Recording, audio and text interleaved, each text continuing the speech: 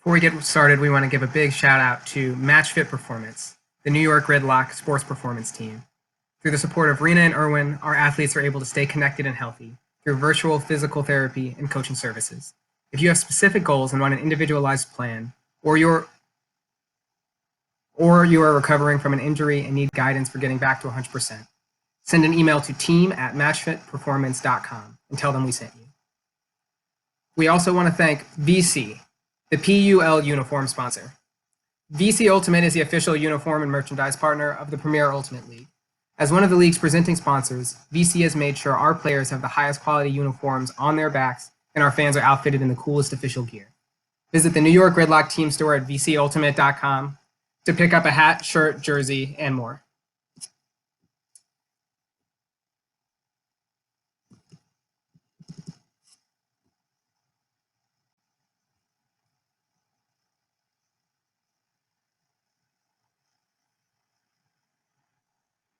Before we get started, we want to give folks an update on the mutual aid campaign we discussed on our last stream.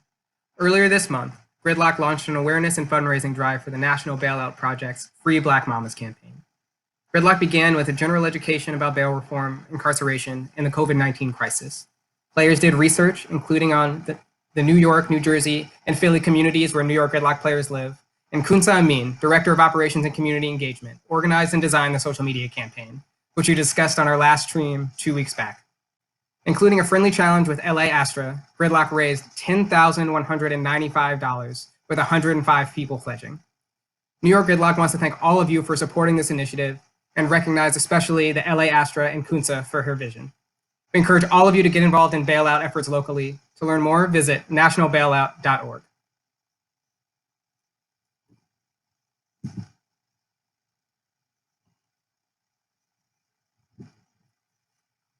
Hey y'all, and welcome to our stream. Again, my name is Juleon Robinson. I use he and him pronouns. Today I am joined by Stazi Tangerlini and Martha Gregory. Martha, Stazi, you want to give the people a hello? Sure. Hi, everybody. So nice to be here, chatting with you all remotely. I'm Martha Gregory. I use she, her pronouns. And I currently play for New York Gridlock, but I played for the Columbus Pride last year.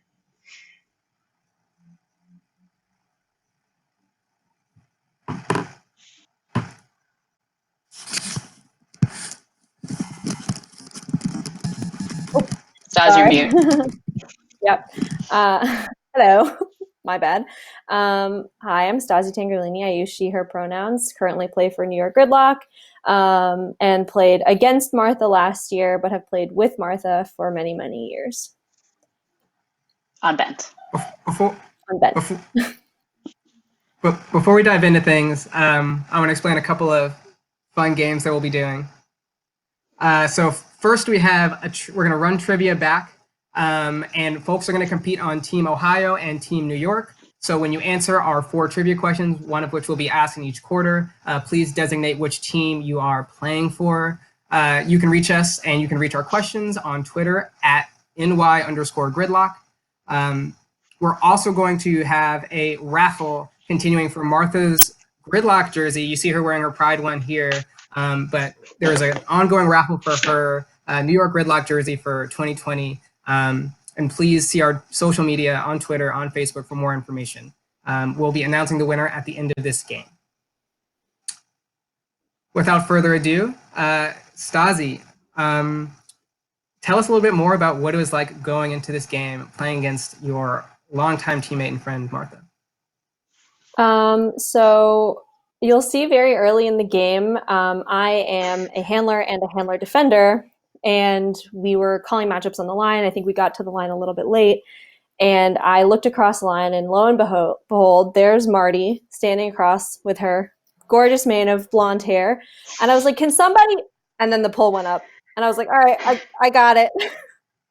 And I'm not going to ruin it for the fans at home, but it's a good matchup because we know each other so well. And that's one of the really fun things about playing against your teammates, is just pushing each other and seeing what's going to happen. I don't know. Martha, do you want to? Yeah, this game was terrifying for me in so many ways. This was the first game I had to miss the first Pride game against Nashville. So this was my first time playing with the team. Columbus Pride was like very skillfully thrown together at the very last minute. I think it was the last team to join the PUL last year. So tryouts happened pretty fast, and there just weren't there was like maybe one opportunity for the team to practice, and I couldn't go to that either because I was living about an hour outside of Columbus teaching at Kenyon College. And so the team just hadn't had a lot of FaceTime together at all yet. And this was my first game with them. I think it was the first time I'd even maybe met a couple of my teammates I hadn't even met yet. And we showed up to this game, and I was like, great, I am playing in my first professional Women X game against all my friends, in front of all my friends. So I was so nervous. I was just like, I was a hot mess. Yeah, and where are y'all taking the stream from right now, if I may ask? Are you both in the city currently? Yes, I am coming at you live from Bed-Stuy, Brooklyn. And I am coming at you live from 125th Street in Harlem. Yes. Yeah, and you're both in New York City right now. Martha, I want to ask, what was it like sort of being a player into Ultimate Communities last May, playing with the Pride in the PUL, and being a New York player with Ben? Yeah, I sort of had my feet in two different places for a while. I was based in Ohio, working at Kenyon College, but I was leaving in the summers because life on college campuses, like Kenyon liberal arts colleges, tends to get very quiet in the summer. And I'm a filmmaker, and so I was trying to do my own work in the summertime, and Kenyon was allowing me that latitude. So I was able to come and play for Bent in the summertime, even while I was still working at Kenyon. So I was going back and forth between Ohio and New York a lot, which was nice because it meant that I never really felt like I had to leave New York. But Pride really offered me a chance to dive more deeply into the Columbus Frisbee community, which I had sort of started doing, playing for leagues. Columbus has awesome leagues and a really fun Goaltimate community that I loved being a part of. Shout out to my Durkin Donuts, my amazing Spring League team from last year. Hopefully some of them have tuned in. And it was weird. I mean, it was definitely weird to be in two communities at once, but the Columbus community was super welcoming and really fun. And Pride was like, however fast it came together, it really tried to gel really fast. And so it was definitely, I sort of felt like a little bit torn between two communities for sure. But the Columbus community really was an awesome community to be a part of for sort of the 3 years that I was working in Ohio. Mm-hmm. Yeah, and Stazi, can you talk a little bit about what it's like being a New York player playing for New York Bent, the top women's club team in the city, and then going on to be one of the founding members of the professional team, New York Gridlock? What was that experience like for you last year? It was really cool to be included on a call from Eileen Murray. I wasn't really sure what the call was going to be, and I was like, I don't know what's going on. Like, is she going to coach Bent? Like, what's up? Because I was captaining Bent last summer, and she was like, so pro women's ultimate. And I was like, oh, yeah, tight. And some of the people on the call were like Dre Sabato and Amy Zhao, who I kind of knew but had really only played against or like heard about on Ulti World or and just like in big tournaments. And so it was cool to be part of that conversation and kind of see it come to fruition and just see how much power there was behind it. And so much of that came, at least for me, from kind of like what Martha was saying, like the New York City community. I just remember like people that I had captained on league teams coming up to me after games and being like, it was so awesome to see you play. And it was like, it's so awesome that you're here. You came all the way to Baker and at Columbia's Field, which is all the way at the tip of Manhattan, to come watch us play. And just the amount of support that we got from like the New York City league and club community was really, really awesome to see how our community showed up for us.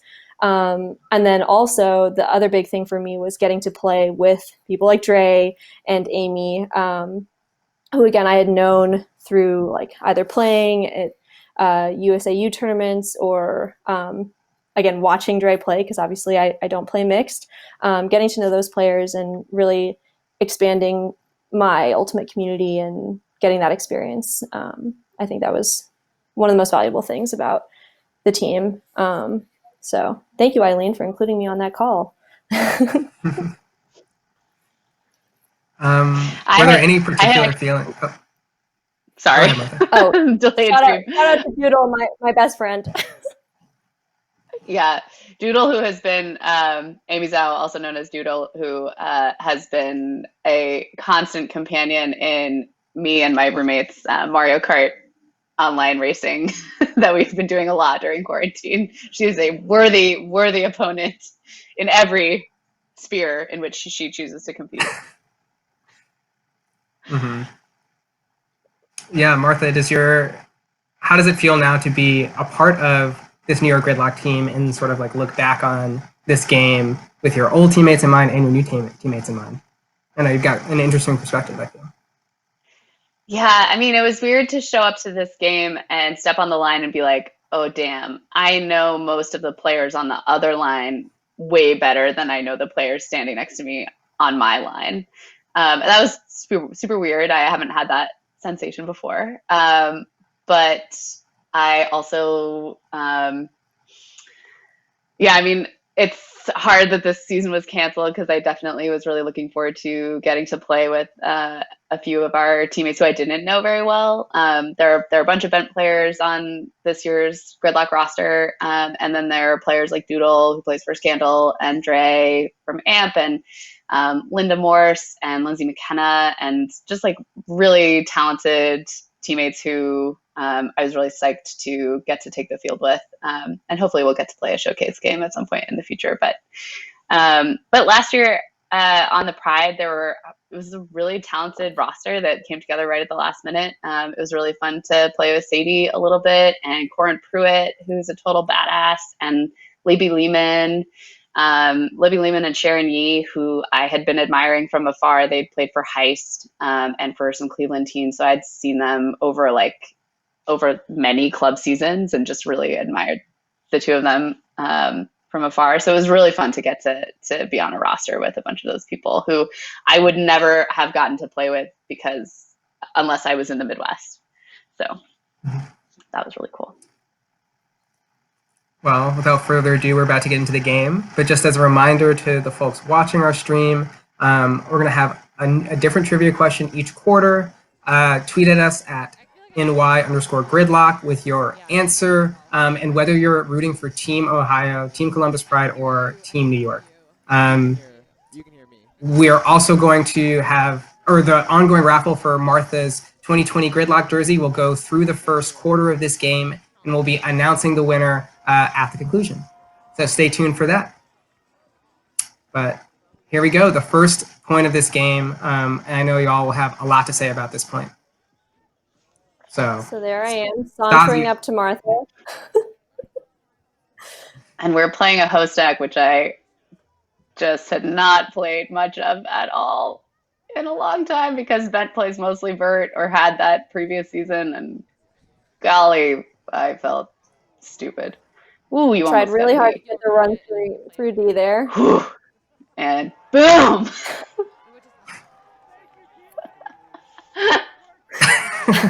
I mean, Luke, if you want to just slow that one down for the fans out there. There's a replay. There's a replay. Oh, great. Okay, great. Yeah, we don't. Oh, God. Stazi, I'm glad you already are prepping the built-in replay for this. I don't want her to have to watch it multiple times, but it was one of those things where I didn't want to cover Martha because she's got this huge backhand, she's got these huge throws, and she's taller than me. Also, this is funny to watch. I wanted this to so bad. With like these death eyes.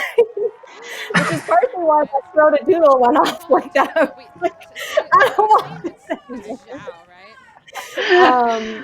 Ooh, I wanted I it back so bad. Yeah, I saw Marty bearing down on me out of the corner. Oh, just look at my body language. And you actually almost get a D here too on Tulsa. Oh, Like I yeah, can it was really feel the adrenaline. Do you pronounce the name Zhao? Yeah, wildly realizing I'm off my person, which is you. It was, yeah. I completely lost you. I have to jump or I'm gonna get tackled by Marty. And it's one of those things where when you're playing against your teammate, you're like, well, I know where her release point is. I'll put my hand there, and I think maybe but I think that kind of woke you up. Like we talked about it after the game, and you were like, that's what got me going. So you're welcome. You read me like a book. You read me like the wide open book that I am. And yeah, I mean, it was good. I was so nervous. And then literally the worst thing that could happen happened. I got hand blocked by my club team captain and at the very beginning of the game. And so she then paid me to do it. It was all set up. It's also worth mentioning that that T-Lake was in the stands with a sign. T-Lake went to OSU, and he had a sign that said, I think, Martha, I'll give you $5 for every turnover you caused. Oh no. Yeah, it was pretty great. Tough. I'm not sure. You ever paid me. Yeah. This is some really nice disc movement from Gridlock, and Doodle scores casually scores the first 3 points of this game. Just anytime, or are you just like? Yeah, y'all brought Doodle up on the top. What is it like playing with someone who can just go out and score the first 3 points of an incredibly high level game like that? Okay. Yeah, we saw a little bit of the same thing in the first Gridlock game of the season, where she just kind of dominated all over the field. But what is it like having someone like that on the line with you, Stazi? So Doodle over the course of the season became, as she said in the chat, my best friend. She's my new best friend. And when she made the Worlds team this year, she texted me and she was like, I'm so surprised. And I was like, why? Why are you surprised? Because you are the biggest baller at 5'3" that I know. It's just a really big confidence booster as a team to know that you have all of these ballers. I mean, just even this line right now, right? Like to know that you have all these people that you can just lean on. And she definitely bailed me out on that first throw to her. But it's a big confidence booster for the whole team to know that she's there. And she just makes some insane plays this whole game. So there you see insane. Oh, okay. She did drop that one. I thought she had caught that one in my head, but Christy Kelly also played for Bent. Just going back to the game. But I was going to talk about Tulsa's Hucks. Tulsa's Hucks are another thing that was just like another confidence booster. There's a little bit of a wind in this game, and Tulsa's actually throwing upwind for that point. So it's pretty insane it was almost like a full field Huck there. Yeah, we also just saw a nice bid from Zoe Hecht, who is a current senior at Oberlin College right now. So she was a junior during this game, I believe, and really talented player. Oh my goodness, really high Frisbee IQ for such a young player. Also great bid from Sophie Knowles just there. But it was really, it was great to be on a team with Zoe. She has so much just like raw athletic talent. She's clearly going to become a major player in the women's division if she chooses to stay in the women's division. But she played, I think, for the U24 mixed team last summer. Yeah, I remember I met Zoe at Nutsy a few years ago, and we were playing in the camper counselor game, and we were like the only 2 female-bodied players on the line, and I looked at her and I was like, what do you want? She goes, I want to go deep. And I was like, great, I'll get it to you. And that was the play that we ran for that game. And it was like, this one is a baller. And yeah, she definitely showed up in this game as well. Yeah, she has some great bits, unfortunately, that are not totally completed. Also, because the wind, the hucks from Pride were inconsistent a little bit, largely because we just couldn't adjust to the wind. But I know that was definitely troubling for both sides in this game. And Martha, I know there were a couple of Pride players missing for this game. I remember, I think Sadie Jazerski and maybe some others. How often were y'all traveling with the full team, and how much did that affect, in particular, y'all coming into this game?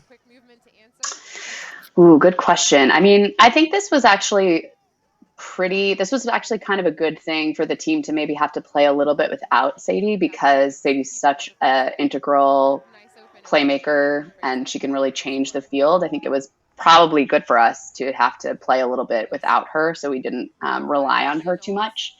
And I think it helped us gel, because our best game of the season was the game we played after this against Revolution, where we almost beat them by, I think we ended up losing by 2, but we were playing our most competitive game there. So I think this definitely helped us prep for that. This got us a lot of touches. It gave our coach a chance to try out a bunch of combinations in preparation for the rest of the season. But I think that overall, we were definitely learning a lot about each other in this game, for sure. And it did help us for the rest of the season. Absolutely. I think the crowd also, this was a pretty high pressure game. The New York crowd, Stazi and I were talking about this a little bit in our prep for this. The New York crowd is really pretty intense in this game, and a little boisterous, and occasionally almost crossing the line in terms of appropriate levels of spirit. And I mean, it wouldn't be a New York crowd if it didn't come very close to crossing the line, right? Absolutely not. Well, B-Cap with some really excellent fakes, moving the disc really nicely. Oh, Judy Jarvis. Judy Jarvis. There goes Judy. We'd be remiss if we didn't talk. Yeah, we gotta talk about Judy. Let's just both fangirl Judy for a second. Judy Jarvis was just like a powerhouse on Bent when I first joined as a rookie in 2015. And I just remember being wildly intimidated by just how aggressively kind Judy is. And I mean aggressively kind.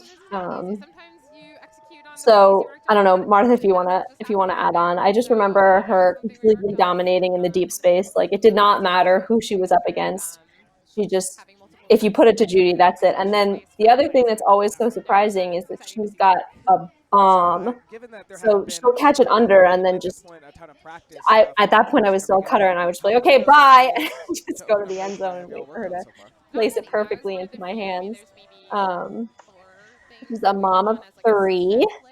Her little pumpkins, and her favorite color is pink, and her favorite holiday is Pi Day. Stazi, you're giving away the answers to all of our trivia questions. We got to come up with new ones. I'm sorry.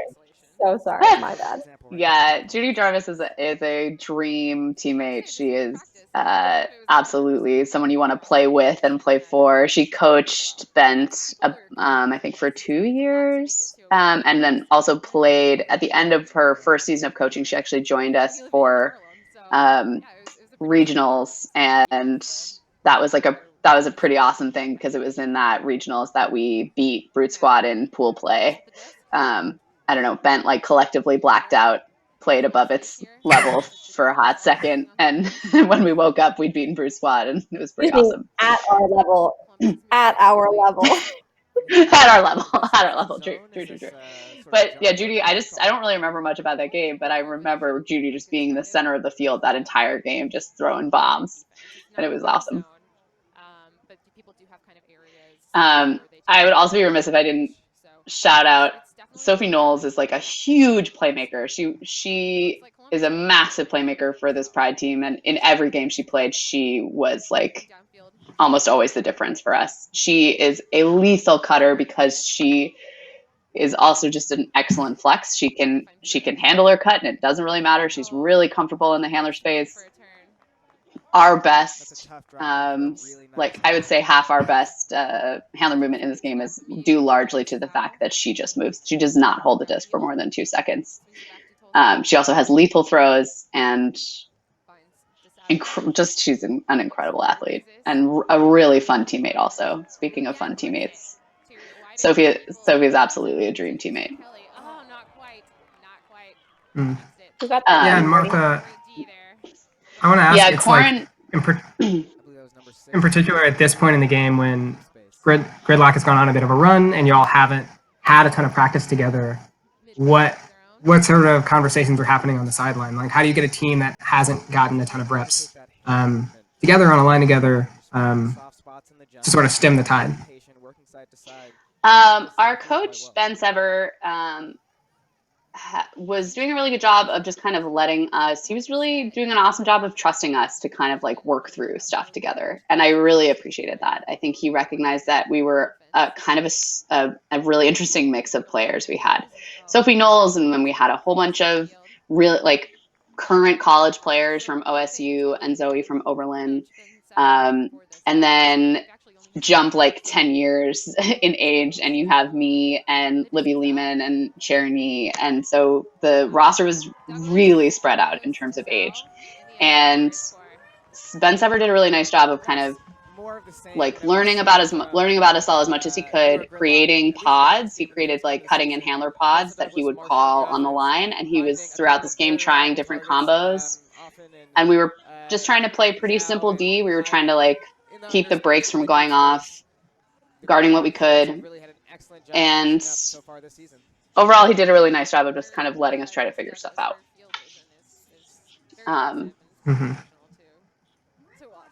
Yeah. Sometimes it's tough to figure Doodle out, though, it seems.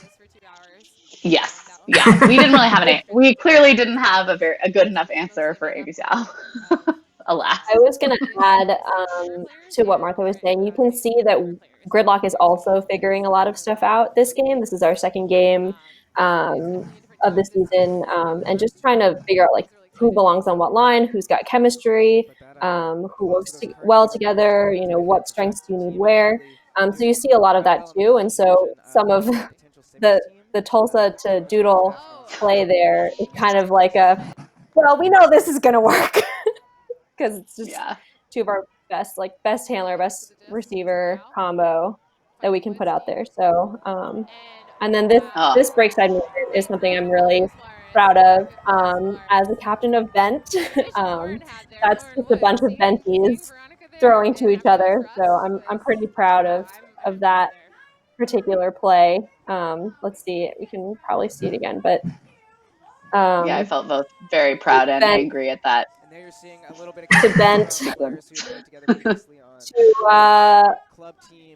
current Bent captain Lauren Woods, to former Benter Veronica K. Spa. I'm not going to try and say your last name, Spa. Love you dearly. Who now started Rebel Level up by Albany and is doing a lot for New York Women's Ultimate. So just really proud of that point, especially that we're hitting the break side, and I think that was a break side.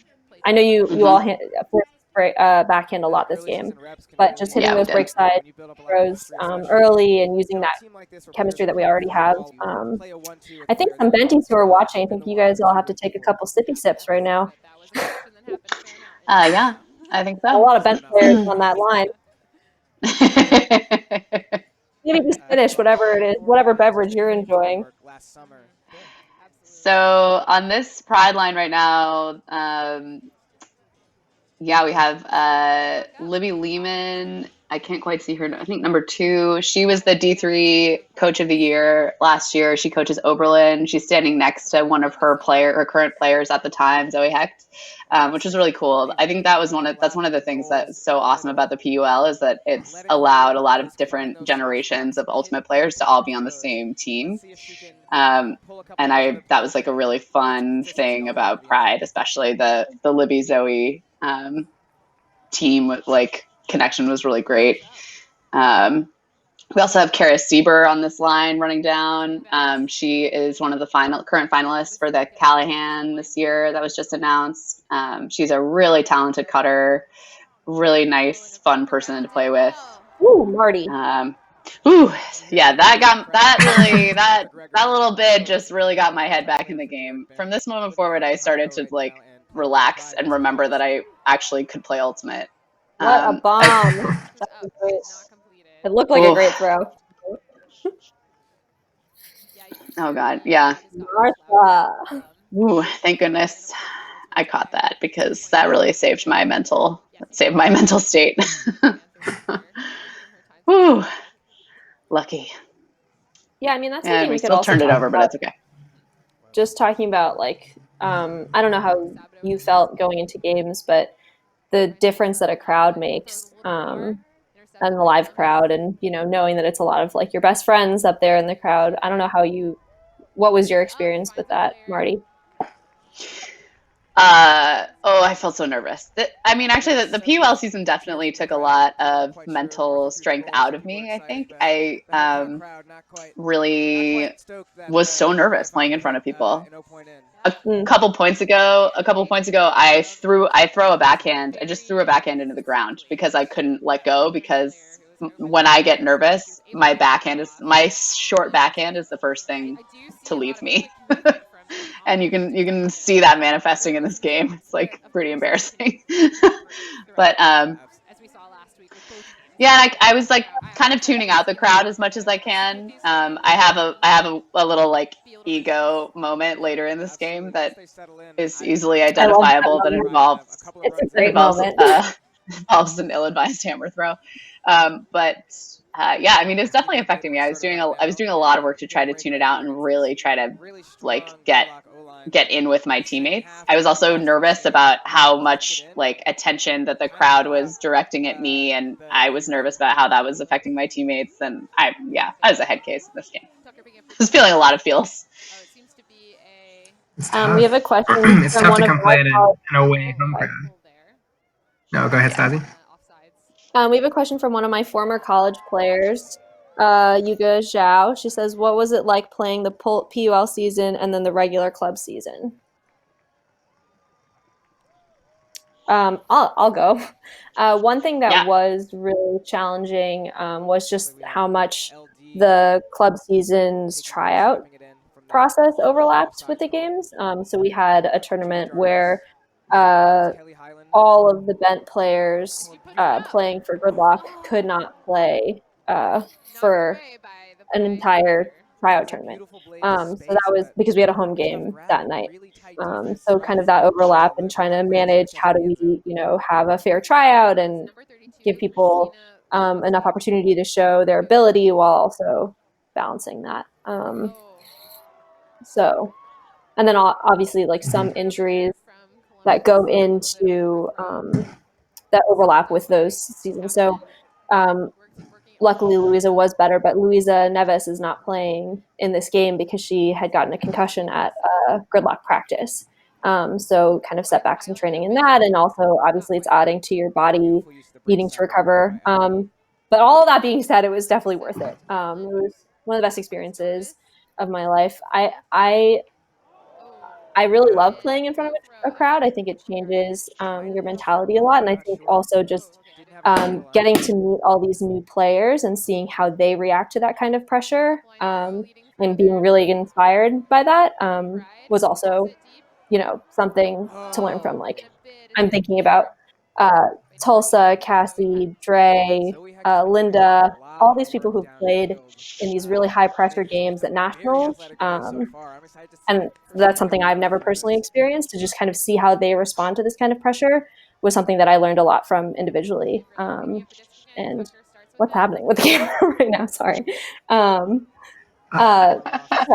think it's the end of the first quarter. Gotcha. Well, there's one more. Last possession. There's one more possession. Possession. Yeah, because I remember big hug from Linda Morse. Huge hug from Linda Morse. Ooh. I really thought Bees was going to lay out for that Kelly Highland, and obviously That's a great example of at the look end what of you've done. the You quarter. have a great thrower.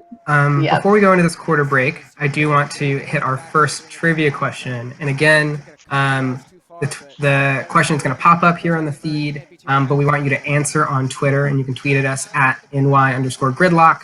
And make sure to specify if you're tweeting for Team Ohio or Team New York. But the first question is, how many states are represented on New York Gridlock 2020?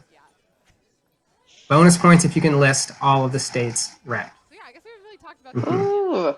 informed people on this. So ponder on that one as we go into this break for the quarter. But yeah, Martha, I don't know if you wanted to hit on Stazi's question of what it was like to play a PUL season, in particular a PUL season for a team in Ohio, and then play a club season with New York Ben. It was definitely exhausting, but I was more in shape for the Bent tryout process than I'd ever been before, which was great. And Bent felt like it felt different than ever before because it was kind of more relaxing. I think I'd been working really hard to like be in shape for the PUL. I'd had a long kind of preseason. I'd actually gone to gridlock tryouts in February last year, thinking I might try to commute because at the time Columbus hadn't decided it was going to have a team, and then shortly thereafter they announced they would have a team, so I decided to play locally. And yeah, coming into the Bent season was an interesting transition. It was like a little bit of a relaxing thing because there was no crowd, and it was like a little bit of an easier. I was just so much more used to it, so much more used to the club pattern, like the flow of club, and like the training, like being back in New York also felt really great for that summer. But yeah, I think like the Pride season had helped me rearrange a lot of mental strength related challenges I have. I think like it helped reframe a lot of mental strength things I really needed to work on. So I spent a lot of time doing visualization during the Bent season as a direct result of my season with Pride, because I sort of identified some holes in my mental strength training.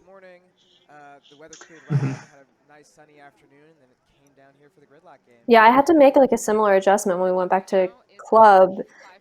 Again, with the lack of a crowd, I remember we were playing rival at maybe ESC or I don't know, one of the select flight tournaments, and it was silent. Like the sidelines were silent, and that was like a really weird thing for me. Like I felt like I couldn't really get my momentum going, particularly like post the season. So I thought that was an interesting, like another kind of mental switch that you have to make.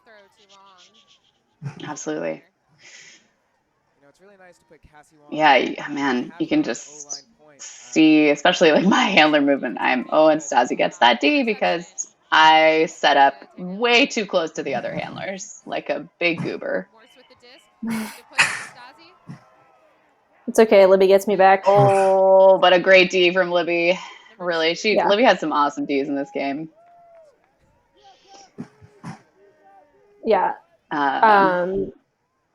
One of the things, so I obviously matched up on her a bit in this game, and it is pretty tough to defend her because she's so tall and she uses her height really, really well, like you see in that instance. Yeah. And she also gets an upline on me later in the game that I just like felt so close to, but there was no way I could have gotten to it without going through her. So just that positioning, and I think also like throughout this game, you all really challenged us with positioning. So we had done a lot of work at practice, just working on like how to position yourself to either like force people not to go up line or what to do, like if they do get the upline on you, how to protect, like what we're trying to prioritize protecting. And you see it a lot because in this view, you can see, it's okay. You can see a lot of like the tighter space defense in this view. That's a terrible throw by me. Also really tried to get up. Yep. But I think one thing to watch from this game is just like smart, tight defense, how we're forcing each other into different spaces. And I also was watching that the Riot Fury game and watching the marks, and I think it was Maddie who talked about like how stagnant the mark was back in 2009, and just thinking about like how much work we put into practice for Good Luck and for Bent, but how much more we're working on marking and like what we're thinking about taking away even in small moments. And I think both teams do a really good job of doing that. Right, you see a lot of like weird small overthrows or like slight placement, like off placement. Damn, Marty, that's a great put. Sorry, I got distracted. But thinking about how defense has evolved, just watching that game and then watching and rewatching this game with you all today. Dre is Dre. Oh, go ahead. No, you go ahead. Go ahead. Dre Sabato, who's got the disc right now, she's a really, really great upline defender and worked with me a lot on just positioning to try and force people out of the spaces that they want. So shout out to Dre for being a baller. I think this is one of the first timeouts. No worries, Martha. And I did want to ask y'all about how you felt about the timeout rules in the PUL. What it was like to be able to sub in a timeout and like just playing in the single game format, how you thought that affected the flow of the game and the personnel on the field and things like that. Subbing on timeouts was awesome. I mean, it was really great. It was kind of a cool new strategy, like hitch. I really liked it. It meant that we could last longer in these long points and kind of like try to like be sneaky about changing up some things, changing up some matchups. I mean, of course, the other team can sub as well, so you never really know what's going to happen. But I think it is a cool opportunity for a new type of strategic decision. And especially in the longer points, because the field is so big, like it is nice to be able to get some fresh legs on there. Ooh, I just want to call out this matchup of Kelsey Kuzmich and Judy Jarvis is, I think, a really exciting one in this game. Kelsey is one of a couple of players on Pride who had never played high-level women's before, had never played high-level ultimate before.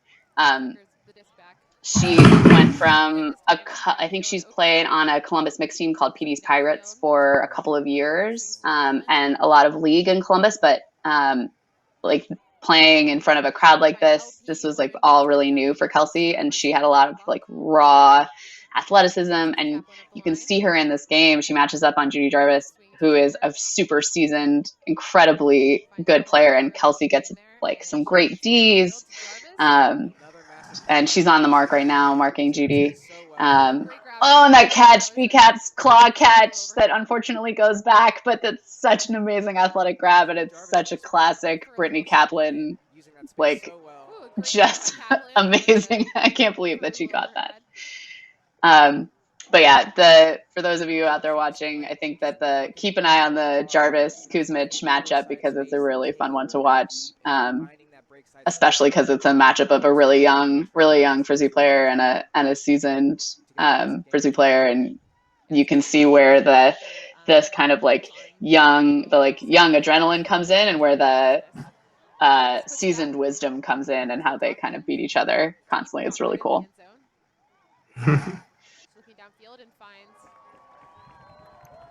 So the player who just caught that deep shot from Judy is our baby, or our puppy, Lindsay McKenna, who I had the pleasure of coaching against in the college season, and then, of course, the pleasure of playing with in the PUL season. And it was that was also, I was thinking, Martha, when you were talking about Libby and Zoe, it's so funny to see like this regional college rival that, we played them, I think, 3 times that college season, to then like see her and be like, oh, this is how you play and this is how you think, and kind of being witness to that. And she's also just a baller and very consistent. And just want to shout out we have some babies too. Yeah. That we are a slightly more what's a nice bit of, we're a little bit older. I don't know, I'm just gonna be blunt. And I think that's something to think about when like watching this footage, right? Is that your team is Pride is much younger and Gridlock is older, but that doesn't necessarily mean like better, right? That we're all trying to figure out how to break out of systems that we're used to and that we're maybe like playing in our club seasons and just trying to mesh with each other and mesh with those big personalities as well. So you see some of it work really well, and you see some of it like we're still growing and learning each other. So I think that's something also that's interesting to point out between these two teams.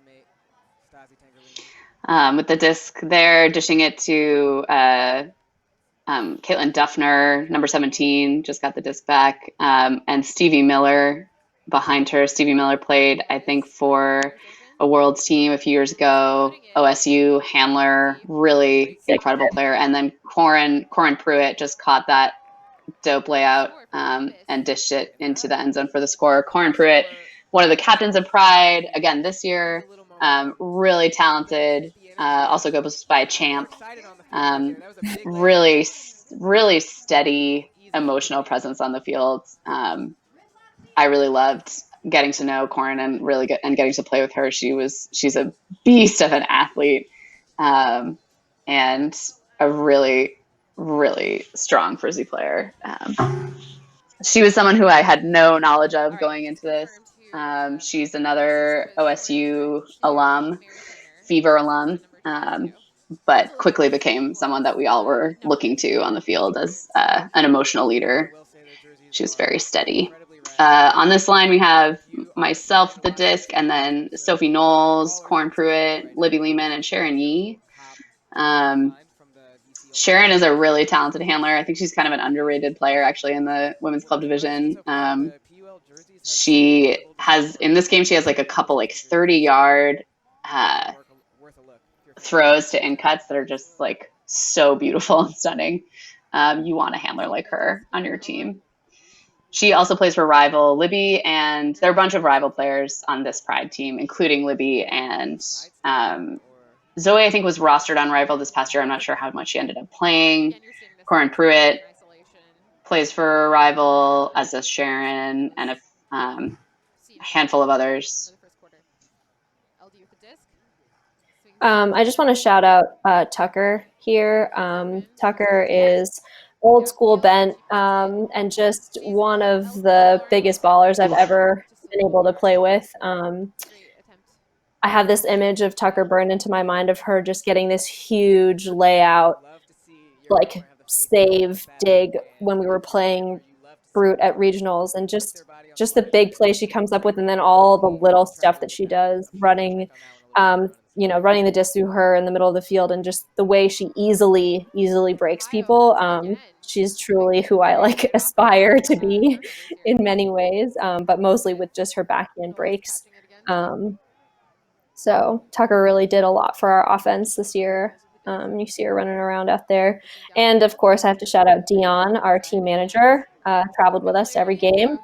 Dion is her son, who was 9 months old at the time of the season. So it felt very much like a league of their own moment with the baby in tow anytime we went anywhere. Yeah, Rebecca Tucker was, when I was a rookie on Bent, she was definitely one of the players I was most intimidated by. I remember being so nervous whenever we'd warm up and I was like paired with Tucker to throw. I was like, okay, Martha, you have to throw the best throws of your life right now. Like it's just a warm up, but you have to impress Tucker. And she just is she's an incredible teammate. Like Tucker made me so much better single-handedly. Tucker's like motivation and like kind of no shit approach to the game is a really awesome thing to have on your team. She has an incredible ability to say the things that you're feeling, but maybe don't have the guts to say out loud. Tucker will say it, and it kind of just like clears the slate for everybody. And I love the way that Tucker can emotionally reset a game for me. I think that's also just something to be said about most of the people on this team. Like the fact that you want to go out there and impress your teammates, like that's a good teammate, right? That you want to go out there and make them work and know that you're working for them. I mean, there were so many practices where, like, I know I'm talking about Doodle a lot, but she's my best friend. Where Doodle and I would be on each other, just pushing each other at practice and just kind of, you know, a little bit of shit talking in practice, but it's all in good fun and it's all just to kind of push each other to do better. This is where we have a little bit of a miscue, and you can kind of see where, sorry, I'm going back to the game, where we're still trying to figure each other out, especially as a handler set. We are running a 3-handler back set, which is a little bit, as Martha said, a little bit different from what I'm personally used to on Bent. So just kind of getting used to that movement and what people want and where they want it. For me, getting used to Tulsa Douglas being so freaking tall, all of the Bent handlers, it's a rule in New York City, you have to be under 5'5" to be a handler on Bent. So, you know, hitting a target that was bigger was very difficult for me. Yeah. I mean, Linda's that fast. Linda should have got that, you know? Yeah. Yeah, she should have. Here we have Sharon Yee picking up, being guarded by Abby. Abby Newsom, yeah. Abby Newsom. Yeah. Livy Lehman guarded by Stazi, being harassed by Stazi. Sharon and Libby. That's one of Sharon's like awesome underthrows that I just love so much. She's so good at that. Sharon and Libby have handled a lot together on Heist, and I think also in college. Maybe someone in Ohio is going to text me and say that I'm wrong. But Sharon went to Case Western and has coached Case as well, and currently lives in Cleveland. So she commutes to Columbus for Pride, as well as Libby. Maddie Fleming, who's holding the disc right now, she, at the time of the season, I think was an OSU junior. Really impressive. Had started, I think, only a year or two before playing Ultimate. She's one of those players that had just like picked it up, found herself on OSU Fever, and like is in the process of just becoming one of their absolute most like lethal cutters. She was really fun to play with. Somehow we squeeze that in, and this is the part in the game where like it seems like maybe we are going to be able to keep things really competitive.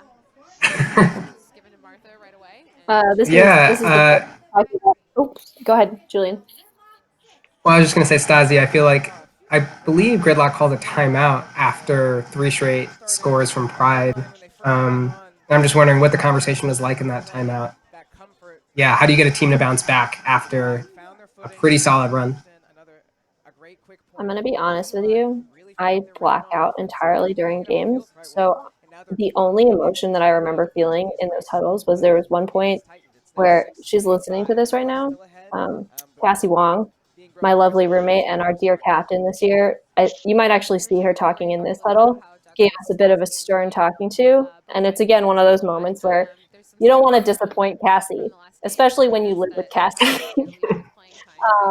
So it just was kind of like putting the fire in our pants to get moving and get going and work on the systems that we had set up. And of course they were new and we were getting used to each other. But that's just an excuse, right? It's just get going and do what you need to do to punch the holes in, because we were getting a lot of opportunities and just not taking advantage of them. So just kind of more of like a fiery, like talking to than anything else. Megan Randall Martha, there, what was it like? long time. Oh, sorry. Oh, go ahead. Always get a shout out, Randall. I was just shouting out Megan Randall in the blue headband, coaching Gridlock last season. Long-time player, one of the founding members of New York Bent, played for 9 years and then coached Bent the last 2 years. So major fixture in the New York Ultimate scene. Julian, what were you going to ask? I was just going to ask what it was like on the other side when you just you scored 3 straight away, feeling pretty good, playing some like really gritty defense. What was your timeout talk like? Oh God, like Stazi, I have no recollection of what we talked about in that timeout. I'm pretty sure though that it was a lot of Ben Sever has a very calm demeanor. He's not like a super. He does bring the fire when he needs to, which I really appreciated. But he was really calm. And that was good because I think like as we were trying to ramp up, he was like tempering that with a little bit of like, let's just keep going. Let's keep doing the things that we know how to do. We're all experienced Ultimate players here. Let's keep doing the work. But then Gridlock comes back and scores real fast, just like that. As you can see, nobody wants to disappoint Cassie Wong. And that was probably the cleanest O that we ran. You can see us set up correctly and set up our cuts really well. I was also going to say at the top of this point, this line to me looks like a kill line. You've got like LD on there, Linda, Beezus, Cassie, Doodle. It's just we were coming out into that point to win it and to get our momentum back. And just seeing it work really well, I think that really inspired the team to kind of get going and get moving. So for the people keeping track at home of lessons, it's blackout during all timeout talks and never disappoint Cassie Wong. Those are the 2 takeaways so far this game. Am I missing anything? The rule in my house is Cassie's always right. So I think that just expands to the rest of the world. Cassie's just always right. Of course. Again, wonderful signs. So I'm sure you can check the Instagram later on for we have Lindsay McKenna here with the poll. Monster polls. Beautiful poll. Out into outer space. Picking up the disc right now is she goes by Shakes, but her name is Elaine Wetley, and she is one of the assistant coaches of OSU Fever. So again, we have another coach playing on a team with a whole bunch of her current rostered players, which is pretty great. Shakes was a very reliable presence in the backfield and definitely fun and easy to play with. Also very fiery coach. I watched her coach a little bit at D1 conferences, and I love this catch from Trish. Almost gave me a heart attack there. Great catch from Trish. Oh man, Trisha Schmidt and I actually played against each other in college in Ohio. Trisha went to Denison, which was Kenyon's Kenyon's kind of arch frisbee rival. If we have a frisbee rival, it's like either Oberlin or Denison. And so Trisha captained her women's team, I think, her senior year, and I captained our women's team our senior year, and we spent a lot of time playing against each other in college. Trisha's also just amazing teammate, just always has a smile and is always like willing to work harder and ask for feedback and see how she can improve herself. So I really loved playing with Trish last year. Yeah, that I do actually remember that throw, and I was like, oh, maybe I put it too far because that corner was really hard to hit because it was the downwind corner. Okay, so here we have Doodle about to pull it. We've got Way, Abby, myself. Let's see. This is the D line, and I was going back and forth between O and D because Louisa was out. Tulsa was also going back and forth, so we were kind of down a handler this game. I think we are setting up in something, but I'm not going to give away all of our secrets. Martha, don't you dare tell anyone. There is only a little bit of time left in the second quarter, but I wanted to get to our next trivia question. The answer to our first trivia question was 4 states are represented: New York, New Jersey, Pennsylvania, and Connecticut. And our winner for trivia question number 1 was none other than Sandy Canetti. Sandy, we might have to ban you from being a part of this trivia. It seems a little fair to other people. You can text those directly to me, and we can chat about it. But headed directly to question 2. And to be clear, Sandy is representing Team New York with that answer. Question 2, as the second quarter comes to a close, is in honor of Teacher Appreciation Week, how many New York Gridlock players are educators? So spectators, viewers, watchers, spend some time, ponder that. We'll get back to you with the answer sometime after halftime. It's a great question. Mm-hmm.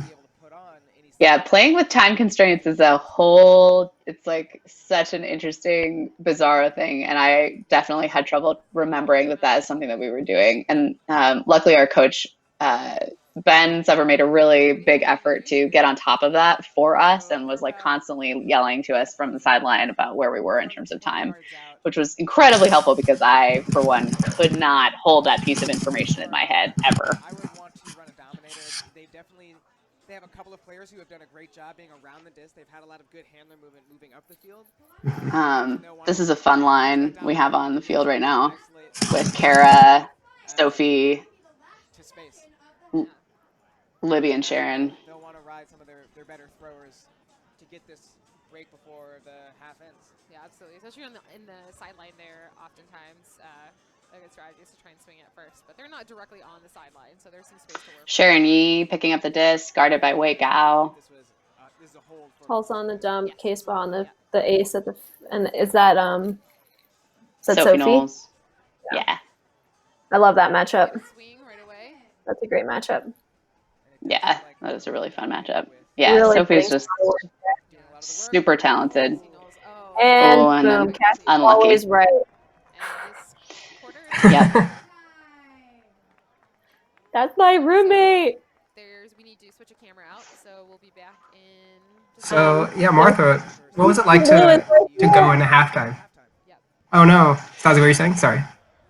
Oh, there's some moments where you see Louisa on the sideline, and I know she was just really bummed not to be playing, and we were also missing her on the field. That was a lot of our handler chemistry was working through different handler sets, so just wanted to shout her out. So this is some footage of some of the athletes who were at our gum clinic before the game. So they're just doing a little bit of a showcase game here, really stealing the show from all of us.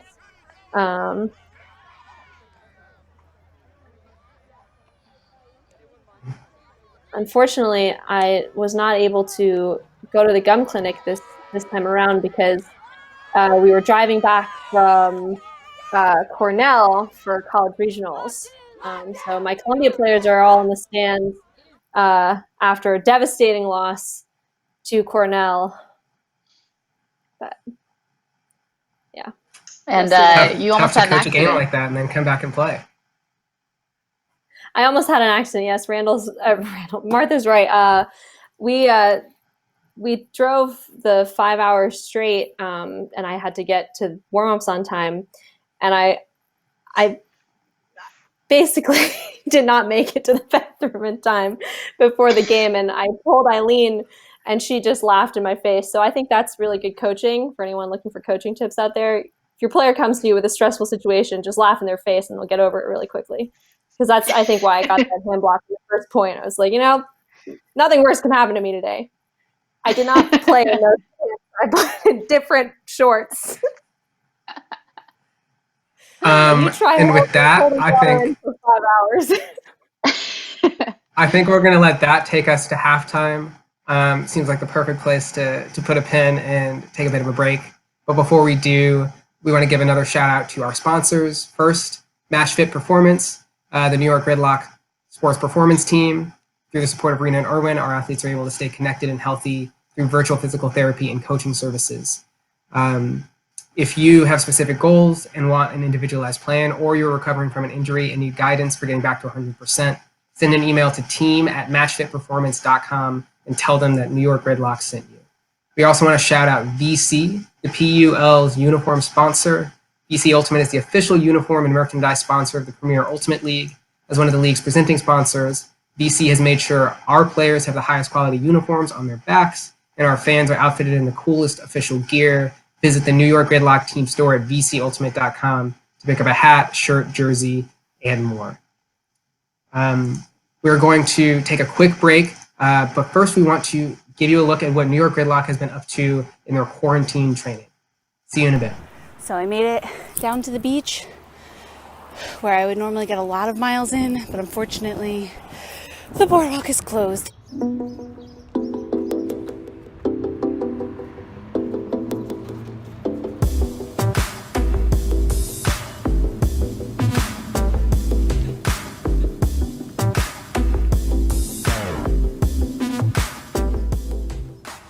The hardest thing for me as an athlete is not being able to play. Not being around my team's tough. It's definitely difficult. High fives. Weird little thing that I miss. Coaching during this time is really hard and confusing. I really miss just playing. Full field, mini, you name it. Not getting that physical interaction, not getting to throw with them, not getting to cheer them on, not getting to have them cheer me on. As a coaching staff, we still feel very responsible for caring for a group of individuals. We have to kind of modify your routine. Distance running has definitely been helpful for me. It helps clear my head. It helps me relax a little bit. I've been playing driveway tennis with my mom. It can be fun too, not having access to the gym, figuring out in-home ways of exercising. Finding new things to lift and squat. Turns out you can get really creative if you need some weight at home. Like random heavy things.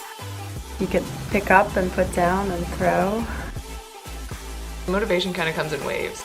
The way I usually get back into it is give myself a day of just yoga.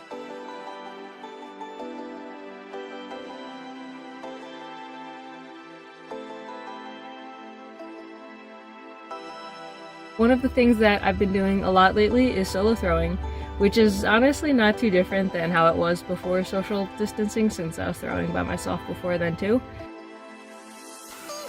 So what I'll do is I'll throw a disc into the wind and just chase it down. Making the most of what I got.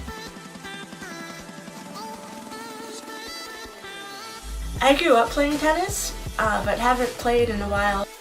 It's been nice getting back into an activity that used to be a big part of my life.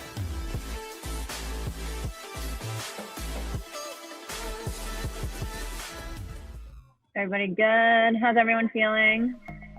I usually rely on my teammates for like group workouts, so having Zoom as a resource has been really nice. I see the utility of our trainers right now. MatchFit is killing it, keeping our players healthy and moving. Some things that motivate me are my teammates that work in the hospitals and are risking their lives every day to help others, but still make time to do workouts. So I'm like, if they can do it, then I definitely can do it too. Something that inspires me as an athlete during this time is spring. There is hope and there's possibilities still. That inspires me to keep working, keep talking to my teammates, because I know that we're still building towards something, even if we're all home. I feel really lucky to be a part of the Frisbee community right now, even though we can't see each other or play. It's a really amazing kind of social infrastructure to have, and really helps one to feel a lot less alone. Locked in! Locked down! New York! Gridlock!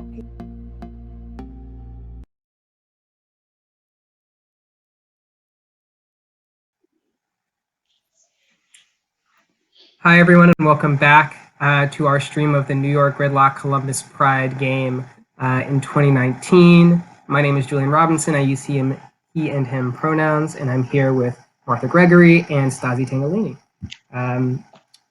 Before we jump into that second half, Martha, y'all went on a bit of a run. In the middle of the first half, Gridlock pulls away a bit. What is that conversation like at halftime? Do y'all feel like you have a chance? What are you saying in that, in the halftime huddle to get up for the second half? Yeah, we absolutely felt like we were in this game. We felt like we needed to just dial it in a little bit more. I think we kind of had some unforced errors. I think we had some chemistry, good chemistry in some moments and just not enough chemistry in other moments. Sever was doing a good job of trying to put players together that had played together in the past. So there were a lot of kind of OSU combinations and some non-OSU combinations. And so we were kind of trying those things out. And we absolutely were hyped for the second half. We were really felt like we were in this game and that we could kind of force another comeback and go on another run, and that we would be kind of going head to head throughout the rest of this game. I thought we were going to trade points for the rest of the game at this point. It's not quite what ended up happening, but that's okay. Spoiler alert. Don't ruin it, Martha. Stop. You're ruining Sorry. Stazi, I know Gridlock had a similar situation in the first game where Gridlock went up a little bit and then it got close. But then as the game progressed, it seemed like New York settled in and put a good string of points together. Is that what y'all were talking about at halftime in this game as well, or? Yeah, I think that just from what I can remember and from what I know about Randall and Izzy and Eileen as coaches, just kind of hitting on, hey, we're working some of the systems, we're doing a lot of the stuff right. Just find the easy open, find that easy throw, and punch it in. Right? Don't overthink it. Don't. There were some miscommunications in the first half. There was some tension. Kind of saying, okay, like let's work through it and just play easy ultimate, just play regular ultimate. That was one of the things that kind of a joke that one of our players had said during, okay, and then what happens after, the first 2 cuts happens, and someone in the huddle said, regular ultimate? So that was kind of like a mantra for our team last year, was just play regular ultimate. It's going to be okay. Sorry about that delay. And there you hear Judy Jarvis. I don't know if you all heard that over the stream. That was also a mentality that we went into every point with, and kind of what I had to remind myself of. Don't look at the scoreboard, even though it's there. It's 0. I'm going to use Judy's words, and she's a mom of 3. 0 fucking 0. That's it. Go out and do your job. I love it when Judy Jarvis swears. I got a question from Travis McKenzie in the Facebook chat, and he asks, what edge did knowing all the New York players give us in terms of game planning? I did some scouting beforehand. Like I said at the beginning of the game, I sort of knew the New York players better than I knew my own teammates, so that was kind of a weird advantage/disadvantage in some ways. But luckily, I knew the vast majority of my teammates at least a little bit. I'd played either with a lot of people in leagues or at Goldmit or at tryouts. So I'd watched the Gridlock Indy Red game, which I think was the Gridlock's first game of the season, and did some homework and tried to create as consistent a set of matchups for us as I could. And whenever I was on the line, I was matching us all up and trying to use all the knowledge I had of all my bent teammates against them as best and as fast as I possibly could, to some degree of success. And yeah. I mean, I think it was helpful. I think also we definitely had a lot of trouble shutting people like Amy Zhu down, and Kelly Highland. It's very hard to cover, and I mean everyone on this Gridlock squad is pretty hard to cover. So.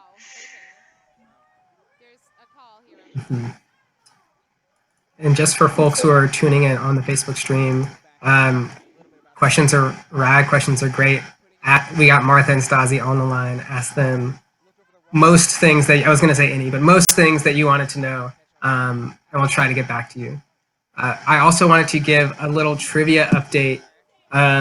We do have a winner, and that winner is for our second question. At Leah the Pion has got the second question of how many teachers are on New York Gridlock. Before I give the answer, Stazi, do you think you can name them all? Yes, I think. Do you think you? Let's hear it in honor of Teacher Appreciation Week. Okay. Karen Chaliff, Jenny DeJesus, Abby Newsom, Eileen Murray, bonus, and me. That is correct. So at Leah the Pion gets our second trivia question representing Team New York. So for this third quarter, we have another trivia question for you, and that is, what year was the first women's club team founded in New York City? What year is the first women's club team founded in New York City? And in Gridlock's first game, at halftime, they honored this club team, did a shout out, brought a couple of those folks on the field, and it was really beautiful, I think, for the New York City Ultimate community. Stazi, can you talk a little bit about what that was like? I know that wasn't this game, but was there a relationship between Gridlock and the first New York City club team? women's club team? So it was really cool to get to meet some of the survival players. And then actually one of the, sorry, I'm getting distracted by the game. One of the players, we wrote thank you cards to the people that bought our jerseys last year. And one of the people who bought my jersey, I was like, I don't know who this person is, Ann Chandler. And she turned out to be one of, the founding members of Survival. So that was really cool to see, not only how we're kind of showing the growth of the community, but they're also obviously giving back to us and supporting us in so many ways. And so I live in Harlem at 125th Street, and from what I know, Survival's field was, their practice field was Harlem River Park, which is a couple blocks away from my house. So just kind of thinking about, and we play what we call Survival Women's Pickup during the winter there, and it's just kind of nice to kind of think about like where we've come from, how we've grown, and how these spaces still exist for women in this community. We have a little roommate score happening here. Yeah, so this was one of, I tend to, I don't know how many of you all do this who are watching at home, but I sometimes just get a little bit of a tunnel vision for some people, and Cassie's definitely one of them. Cassie's double covered on this point.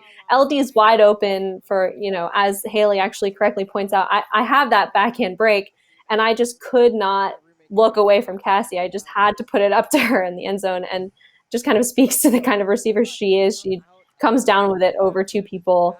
Sometimes you look at Cassie and you're like, yeah, that's the right thing to do. But also kind of, we had been playing together, we had been working out together. So part of it was that. And I'm sorry, LD, I didn't hit you. So we have another here. We've got Lauren Woods, and then Veronica Casebach. I think that's Christy Kelly, Tulsa Douglas, myself, and Cassie Wong, and then probably Doodle pulling. Oh no, Dre's pulling this one. So this is a short pull. Get a run going back the other way. Let's see who comes down to who is on this line. Okay, so we have Stevie Miller, number 24, picking up the disc. Again, Stevie's a really, really talented anchoring handler. I wish I got to play with her more. I actually coerced her and Jenny Perry, who is also on Pride. They're both rival players as well, to take over the Kenyan women next team, Ransom, when I left Ohio. It was actually great that I played Pride because I knew I would only be a Kenyan for a couple of years, and I really, the Ultimate program was growing and had a lot of great momentum, and that's a great grab by Kara Sieber, just a tangent. And two break throws. Yeah, really, really nice movement. When we attacked the break side in this game, we had a lot of success. And that throw is made by number 6, Corin Pruitt. Really nice. Woof, tight window. Great grab by Kara. But yeah, I was really grateful for making the connections in the Columbus Frisbee community that I did, because I really wanted to leave Kenyon with more Frisbee resources. And because they're an hour away from Columbus and like 2 hours from Cleveland, they're at a bit of a disadvantage when it comes to like getting and retaining coaches. So that really meant a lot to me, and that was like that was all because of Columbus Pride and the gathering and pooling of resources that having this PUL team in Columbus allowed. Martha's about to rip a backhand pull. Calling it. We'll see if it stays in bounds. We have Sharon Yee next to me with Maddie Fleming and Kelsey Kuzmich. It does stay in bounds. And that is LD picking up to Brittany Kaplan, number 2. Lauren Doyle, 32, working through the middle there. Guarded by Libby Lehman, number 2 as well. Something happened downfield. Martha, Are y'all playing a lot? It seems as though y'all play a lot of person D in this game and get a really rad run through D right there. I actually want to pause and watch this throw real quick. Who finds it in the end zone. Oh yeah, there's that Kelsey Jarvis, Kuzmich Jarvis matchup again. That really was an exciting matchup throughout this game. I had played actually a bunch of League with Kelsey, and our little end zone, our little, I think it comes from OSU. It's a little end zone celebration that's pretty awesome that I was really into. But I played a bunch of League with Kelsey. She was on my League team that spring, and I knew that she was a really awesome receiver, and I was so excited to she's someone I had eyes for all the time. I was always trying to watch when Kelsey was going deep because she's such a tall, athletic receiver. And I saw her going deep in that moment, and I was like, "This is it. We're gonna have this. We're gonna have this connection. I'm like hell bent on having her catch. Like I just wanted to throw it deep to her so bad. So I was really glad we had that. Martha, moment. what did it feel like for you to throw that goal in front of the hometown fans?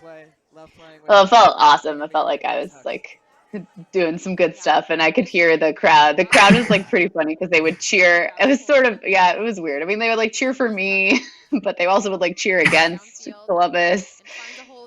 And they were really loud and supportive of Gridlock, which is, of course, what we want. That's awesome. But yeah, in those moments where I was doing anything, or anytime I just had the disc in my hands, I could just hear the crowd, and I was really constantly trying to ignore it, and failing most of the time.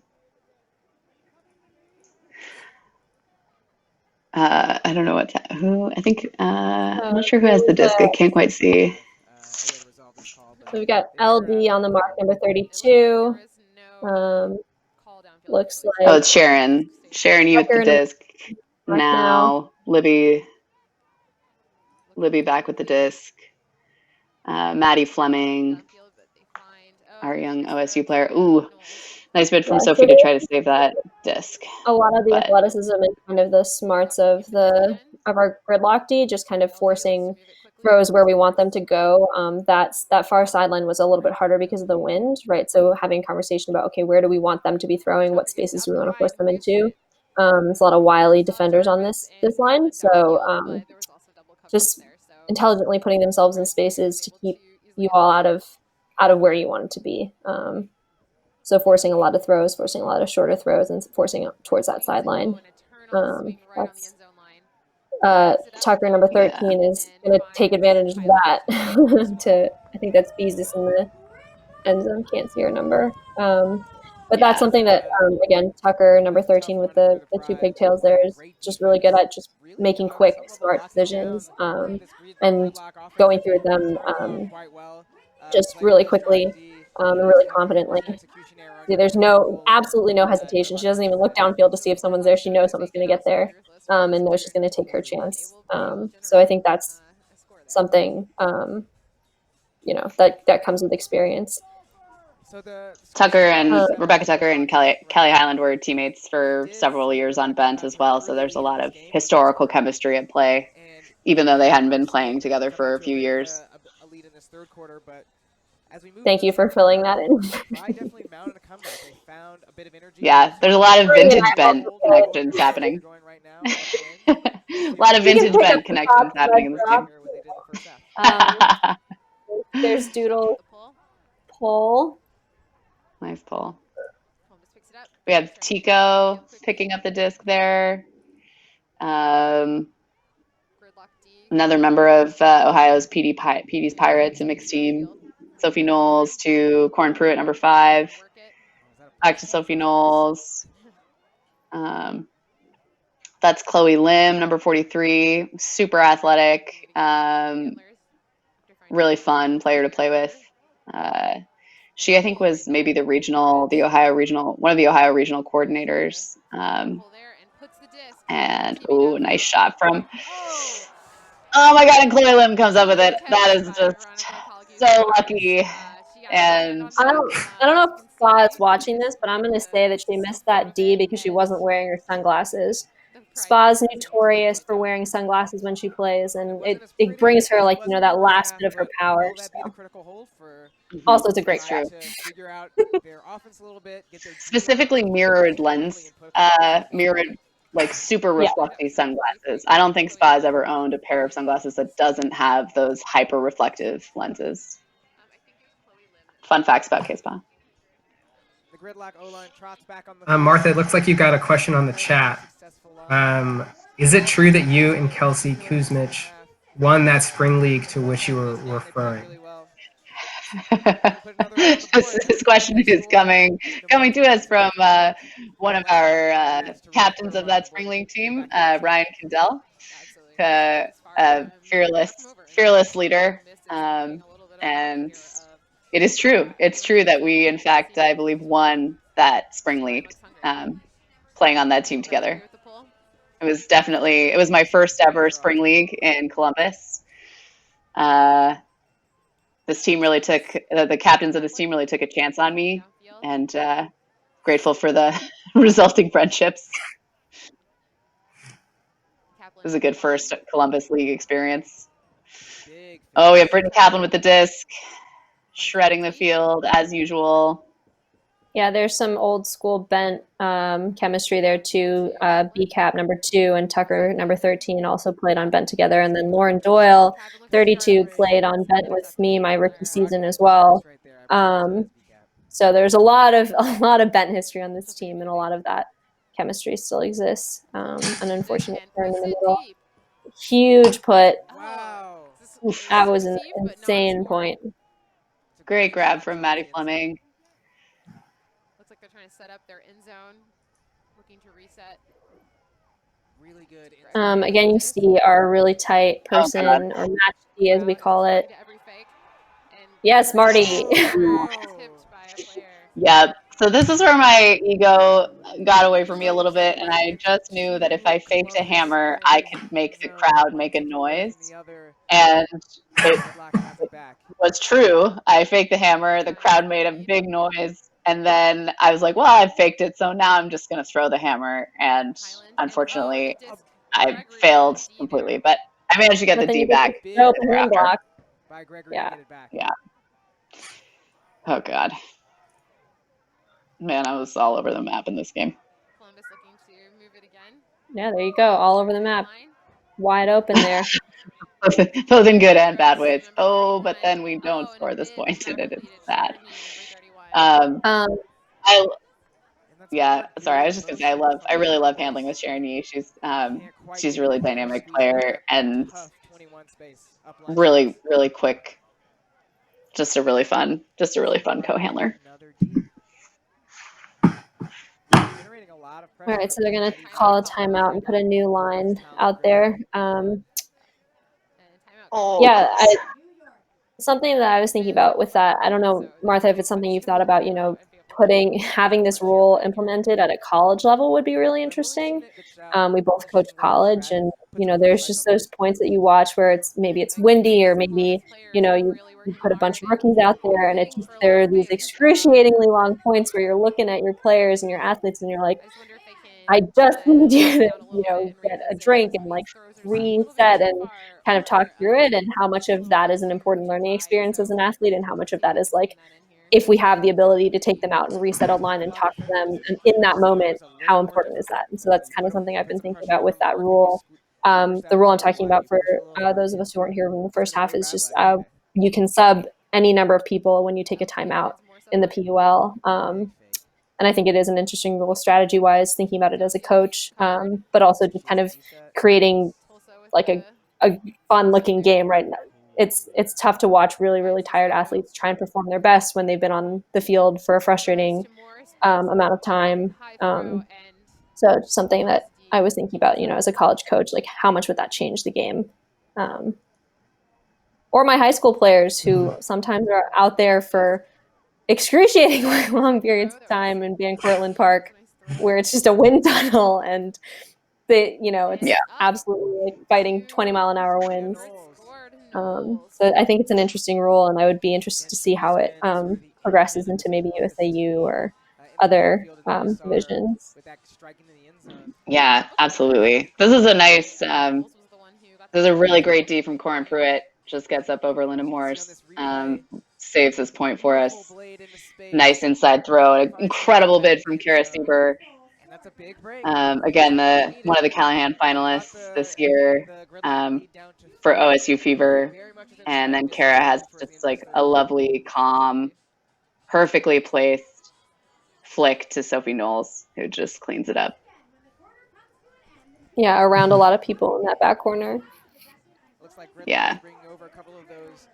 Yeah, we're I was seeing constantly more case ball fun facts, by the way. Oh, I have to great. think about, yeah.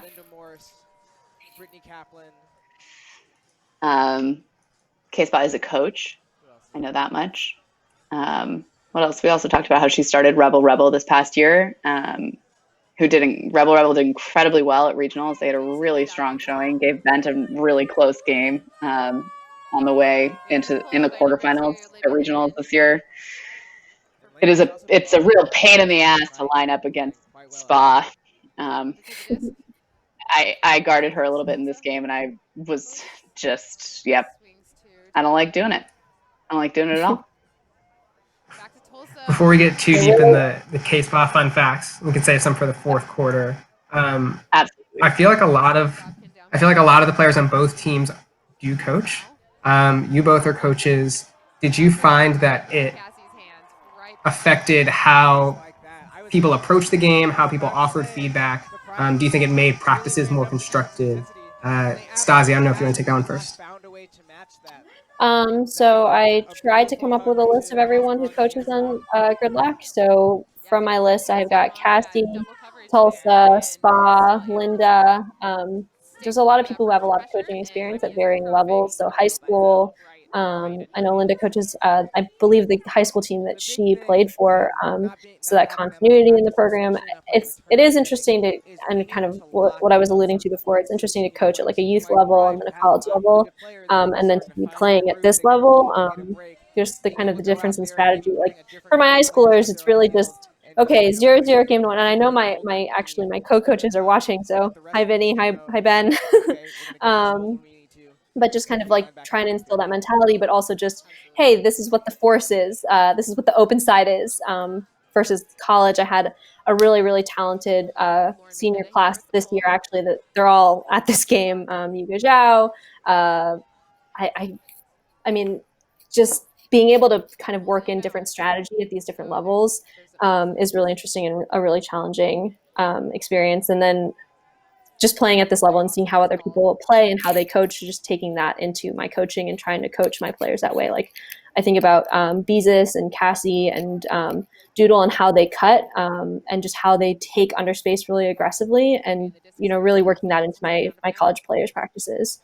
So really just kind of learning a lot from my teammates and trying to bring that back to the players that I coach. And I know they all do a lot of the same, the ones that coach. And puts it deep, but K-Spa is there. And there's a Spa D in there. I throw right into Spa's clutches. The coaches on, and it's possible I've missed a couple, but the players on Pride who coach on this iteration of Pride were Elaine Wetley, who goes by Shakes, is an assistant coach for OSU. Jenny Perry also has coached and is and Stevie Miller coaching Kenyon Ransom this currently now. And I think I've done some coaching in the past. Libby Lehman coaches Oberlin, and Sharon E. does some coaching for Case Western. I'm sure there are some other coaches in there as well. But yeah, it's really fun and exciting to play on a team with a ton of other coaches. I think we kind of definitely were able to use the coaching knowledge. I think being a coach makes you better at Ultimate. Makes you a better player Ultimate, because you are constantly having to relearn concepts, because you need to be able to, it's one thing to be able to do a bunch of things on the field, but it's another thing entirely to be able to teach other people how to do those things, which I think is a lesson I learned a lot when I was first started out coaching Stuyvesant High School women's team, Sticky Fingers, here in New York, like 7 years ago. But yeah, I mean, it's also just a testament to like how tight the ultimate frisbee community is, and like there's just so much recycling of knowledge. It's pretty awesome, pretty cool thing. As this third quarter comes to a close, we have an answer to our third trivia question. I don't even know if I need to announce it. It seems as though he's playing this game by himself sometimes, but Sandy has once again answered our trivia question correctly. New York City Survival was formed as the first women's ultimate club team in New York City in the fall of 1982. So really long history of women's ultimate in New York City, and thanks Stazi for sharing a bit about how their spirit and name is being kept alive in the pickup game uptown. For our fourth and final trivia question, which we'll take into the fourth quarter with us, we have: which New York Gridlock player has been playing Ultimate for the longest? And there's a couple of potential answers here. We'll take all of them. Some players started playing in summer camp. Some of them started playing officially. If you get one of these three correct, you will have gotten our fourth trivia answer. And hopefully you can steal it away from Sandy Canetti. It's going to be tough. Sandy knows quite a lot about all the players on the field. For those that don't know, Sandy Canetti is one of the star Ulti Photos photographers and a huge supporter of all of the New York team. You'll see him on every New York sideline at sectionals and regionals and some of the other big tournaments. He's a constant supportive presence. One of the most popular people in New York Ultimate, I think. And as we enter this fourth quarter, I think we're going to after this tuba guy, clearly. Tuba guy. Who is that? Who is playing the tuba? I have no idea. You can see one of my college players here playing this game, by the way. In her, they had frisbee formal that night, so she's in her formal dress and no shoes. Fantastic. It's a great night. A lot of the community is out here. Vivian the Shen. community is out here. The Philly community is out here. The Jersey community is out here. Stazi, I actually want to ask, Gridlock pulling talent from so many different regions. We have a photo of Sandy. This is the man, the myth, the legend himself. Ask him about his time working with Don King. Some truly incredible stories can come out of this man's brain. So you see Sandy on the sideline of some tournament up at Devon's when we're all back out there. Make sure to pick his brain a little bit. He knows a lot more than Gridlock trivia. Stazi, I did want to ask what it was like having folks and fans coming from all over and sort of like uniting different Northeast Ultimate communities behind Gridlock. I think that was one of the coolest things about That's a Great Bee by Dre. So yeah, it just was really cool to meet, a lot of Philly people, some Jersey people coming in, and it's just, a lot of these regions that, so Jersey and Philly and New York were all actually in a different region from each other, so that's kind of an interesting thing. We're right next to each other, we're right on top of each other, and yet for the club, we play in a different region, so that kind of cross-regional movement going, and also just getting to know a lot of the Philly people better was really cool, especially because they play mixed, and just meeting them. And there you see Lindsay McKenna. She was just graduated from Westchester at that point. Just getting to know those people and kind of getting that crowd going for everybody, and seeing them game after game. I really want to shout out all those Philly people that came up to all the games, supporting the women from. Sorry, I'm just watching myself be a derp there. Watching the women from AMP and just meeting more of them this year, and how the two cities are coming together has been really cool. So I think we're on a D point now, and I think this is a good mix of everybody. We've got some Philly people on this line. We've got Tulsa out of Boston, Doodle out of New Jersey. So just a lot of people coming together, and just a great attitude in the stands overall. Pride doesn't have enough chance to work it there, but they find someone up line. We have Stevie Miller with the disc, marshalling the field. Mary Turner makes a great grab right there. She's on the far sideline with the disc. I can't quite see her number with a call downfield. Oh, Cassie and I collided, unfortunately, but everyone seems to be okay. Sorry, Cassie.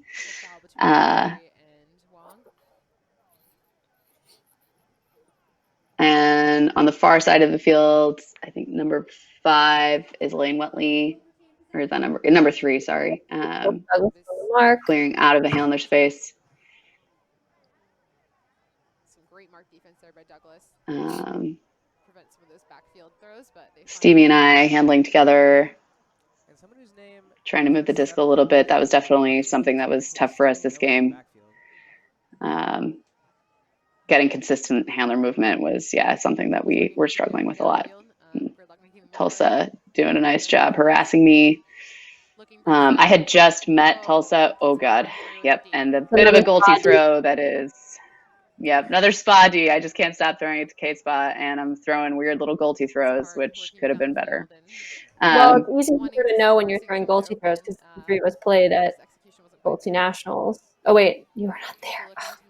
No, I wasn't there. So I know, but played quite a lot of goalty with you. Yeah, very true. Fun fact about Martha and I, we'd prefer to play goalty than Bloomfield Ultimate. On some days, that is absolutely true. I was really excited to play against Tulsa in this game. Tulsa had actually, and a few other Nutsy coaches, I had somehow coerced a few Nutsy coaches to come out all the way to, and classic Doodle with a really beautiful score. But I had convinced Tulsa and a couple other Nutsy coaches, Leela Tennell, Jimmy Mickle, Brett Griman, among a couple of others, to come coach at Kenyon for a weekend and put on a Nutsy on the Road clinic. So I had had a friend crush on Tulsa forever, and somehow orchestrated to have her come visit me and become my friend in Ohio. And then it's been really fun to get to be her teammate this year. I wish we could have played on the same team for a little bit more this season, but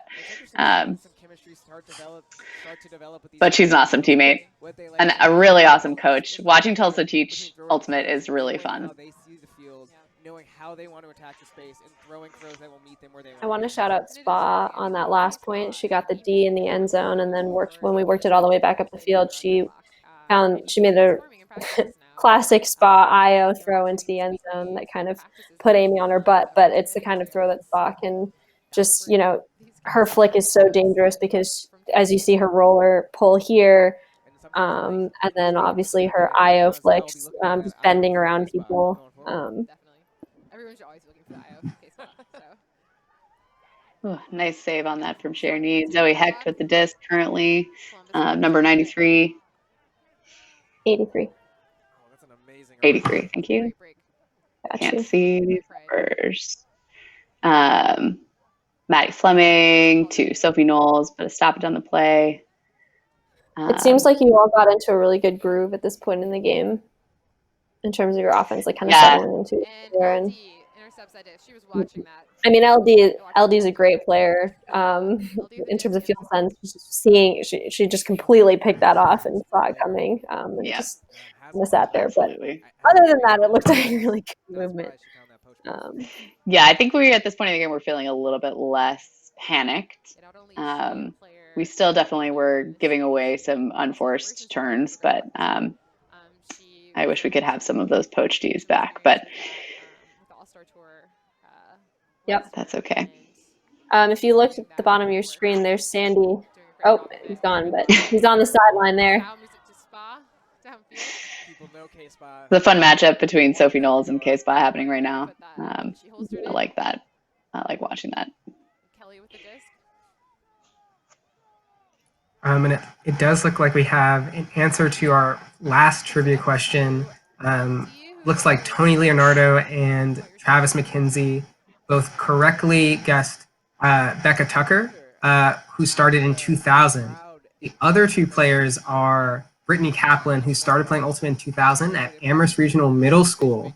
And Martha, you started playing in 1998 at summer camp, even though your first team experience was in 2002. So all of those were correct. Tucker for sure was out there in 2000. Yeah, Martha, go ahead. Oh no. Keep going, Julian. Oh, I'm happy to hear you regale us with stories of 1998 summer camp Ultimate. No. Yeah, no, I played a lot of, I did play a bunch at summer camp, Walden's Grizzly Lodge in California. Just to bring it back to the replay though, Kelsey Kuzmich coming down with a huge sky. Three pretty Gridlock awesome. players. Yep, Sky's a whole bunch. Oh, pretty great. There's a lot of untapped potential there with in Kuzmich. I think if she continues to play Frisbee, she's gonna develop into a really threatening player. Someone to watch. Someone in the Columbus community to keep an eye on. Columbus defense is contesting everything. They are fired up. Kelly finds. But yeah, Brittany and Tucker definitely win for longest organized, playing organized Frisbee for the longest. Centers to Newsom. Douglas. Sorry, that was Newsom. K-Spa, such a threat. I like the Libby Lehman to Sabato matchup too. That's a really fun. Downfield for Newsom, right on the end zone line. Similar skill sets, similar kind of field marshal tendencies. Moves it is a little bit wide, but Sabato brings it down. Yeah, just the kind of calm swings. Yes. Yes. And really great communication with their fakes. A little bit of a miscue there. Yeah, I think this, I was looking at this handler set, and I think this was us trying to try something different with handler sets and seeing what's working. So I think I don't know that these three players have played together, so it's Wei Gao, Dre Sabato, and Lauren Doyle playing together, and it's a little bit different from what normal sets we were running, so a little bit of a miscue there, but something that we work out throughout the season. We find some good cutting flow here. That's Tina Labasi with that big huck there. That's two or a couple of very tall players going up against each other here. And you can hear the crowd in the background there. Getting a little rowdy. Not happy about that foul call. Yeah, throw it a little high. People definitely have some opinions. New York is full of opinions. Or just, shouting. New Yorkers are just full of shouting. Also, yes, New York is also full of Is there a difference? Shouting. No. In New York, no. I think not. Foul call was not upheld. Timeout call. And I think we're going to switch the lines here. It was a long point. Obviously. As we head into the final chapter of this game, Gridlock is up quite Tony Leonardo here dropping more Rebecca Tucker facts that maybe she was playing even earlier in 1998 in Woody Summer League. So we'll have to verify those facts, those Becca Tucker facts. Yeah, we'll put our research team on it behind the scenes, who are doing a fantastic job, by the way. Shouts out to all of the folks, Jamie Mercado, Kunsamin, doing work behind the scenes to make this stream possible, helping out with the stream, helping out with the Twitter, making the whole thing run. Absolutely. Jamie Mercado, also a part of this really stellar group of New York Frisbee players that I've been playing Mario Kart with over Zoom for the last 6 weeks. Shout out to that team of people, including Izzy Bryant, who is also a coach of New York Gridlock. Our head coach this year. Yep, pretty fantastic. I've got a really great story about Izzy. Out at a bar one night. Oh, great grab by Cassie. Terrible throw by Stazi. Ooh, Throws a get really nice D low. from Chloe Lim. Yeah, and the throws are getting Really, really low this direction at this part of the yes. game, and I'm wondering if it's maybe like a little bit of fatigue and, you know, just kind of maybe a shift in wind, because I do think the wind shifted a little bit. So something. Yeah. So many close Oh, D's on Tulse this game. gonna get to see this. Oh, I love. Yeah, Chloe Lim has a really beautiful layout form. She can fly. It's really fun to watch her. Oh, and there she goes again. Another attempted layout D. Oh my god. Yeah, Chloe was hungry at this point. You guys are doing a Oh, really the story good I job was. that far sideline here. Oh, sorry, and I fell down. So Oh dear. go ahead. No, this is an exciting point. I'm going to tell that story about Izzy in a sec. We have Stevie Miller walking to the disc right now to pick up number 24, guarded by Stazi, who is pissed. To Corin Pruitt, being guarded by LP. Tico cutting for grinding in really that end grinding. zone. Little bit of stagnation there. But so the story I was going to tell about Izzy Bryant, current head coach of New York Good Luck. I was at a bar once after some Frisbee event, and there was we'd been there for a while, hanging out with a big group of Frisbee players, and Izzy went to go buy the next round of beers, and there was a special apparently, and he came back to the table with like 12 bottles of beer, and he was like, "I got beers for everybody. There's a great special." And we like take the beers, and I'm like, "Izzy, is this a joke? These are O'Douls. He bought 12 non-alcoholic beers. He accidentally bought 12 non-alcoholic beers, and it was one of the best self owns I've ever gotten to witness. And I'm sure he's really happy that I'm telling the story now to the world. But all that to say, Izzy's an incredible coach and a really generous guy. Stazi with a awesome low throw, but covering some distance though. With Corin Pruitt picking up the disc, still being guarded, I think, by LP. That's a really fun matchup, LP and Corin. But Stazi's angry. Stazi's mad, and she gets the D back. And you can hear the crowd go wild. For a lot of my career, and my instinct is still to run away. So you see me come back under because I was like, "Oh shit, I'm coming!" Ooh, and rifles off a backhand to Cassie. It's a nice shot. Again, with your roommate going deep. On a nice shot from B-Cap, also known as Beef. Yeah. Brittany Kaplan has several nicknames, but Beef is probably her most popular nickname. Yeah, I feel like we haven't shouted out B-Cap enough in this game. Brittany is just not nearly enough. Yeah, such a consistent handler, and just always knows where to be, is always there, works her butt off to get to spaces her teammates need her to be, and just has the butteriest throws. Everyone who comes out of Amherst really just has these insane flicks that I just envy.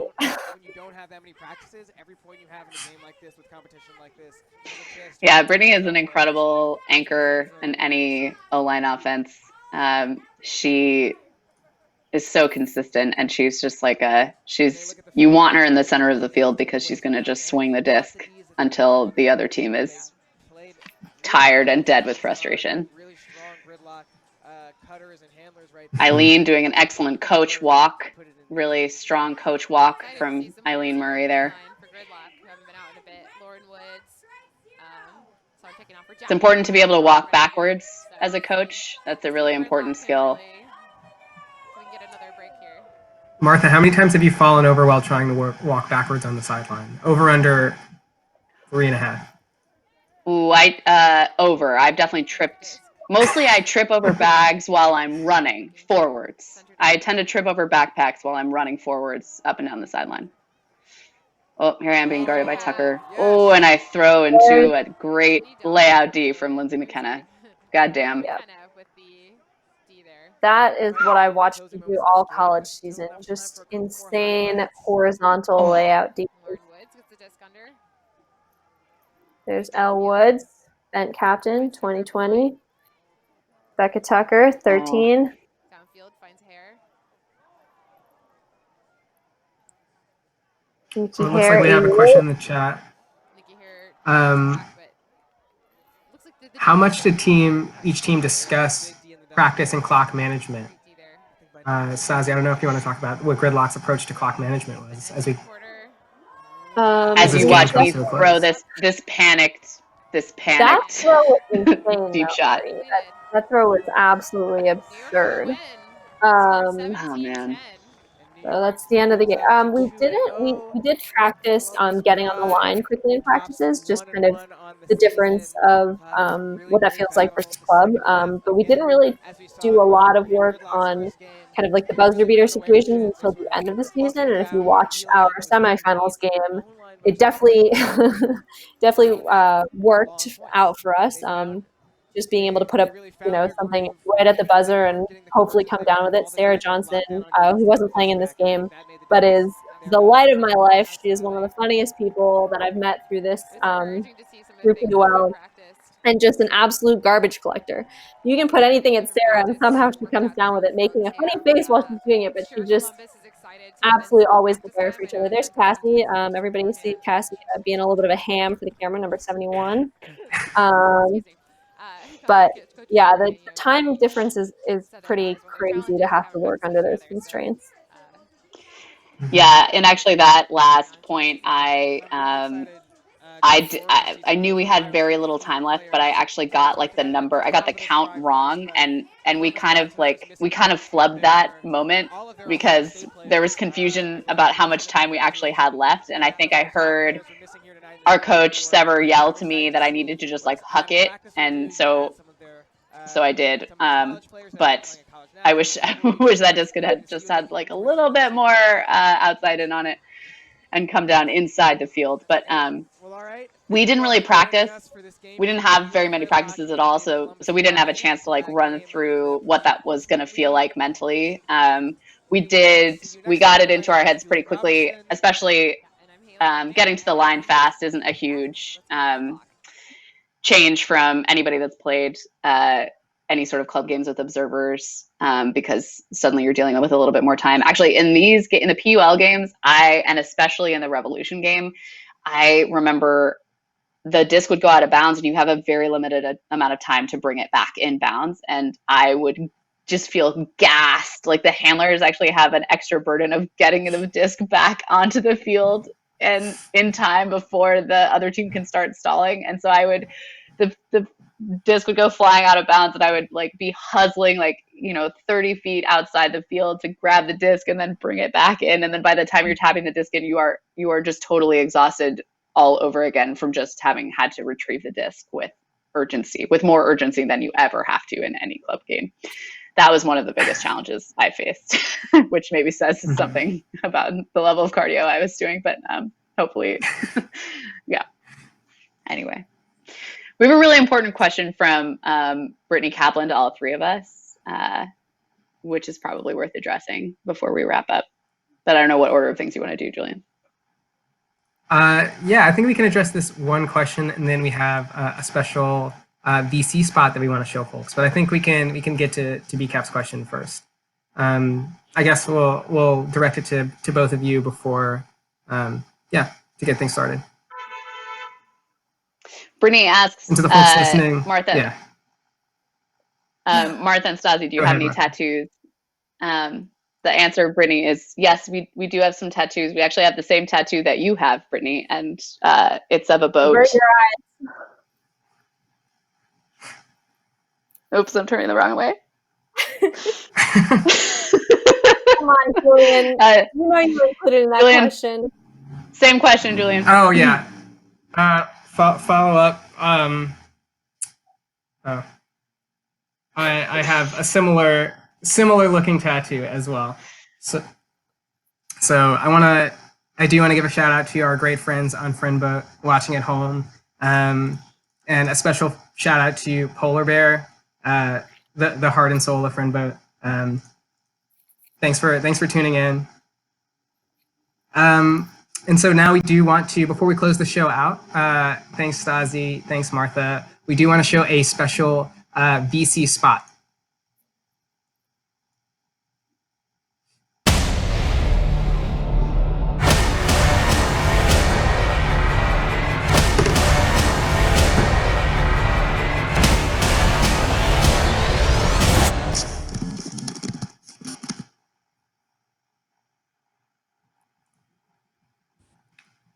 And it seems as though we have a special guest joining our cast.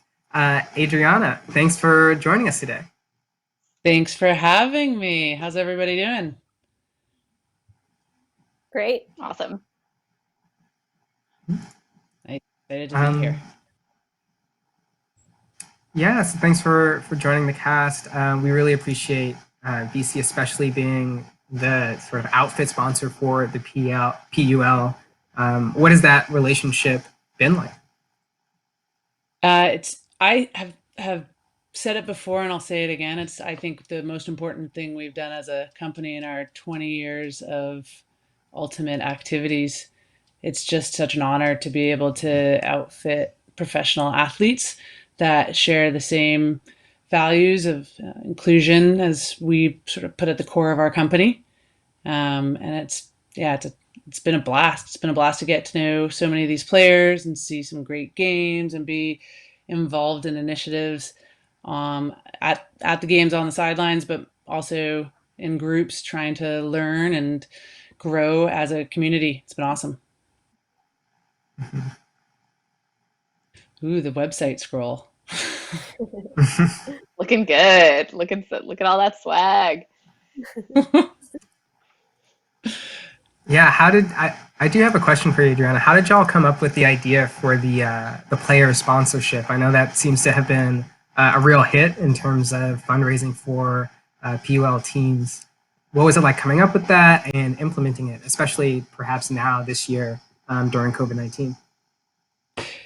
The player sponsorship was actually the idea of the torch, so we can't take it there. They did it on a smaller scale the first year, and part of it came up because we printed their uniforms twice by accident. So we were like, we have this extra set of uniforms, and so they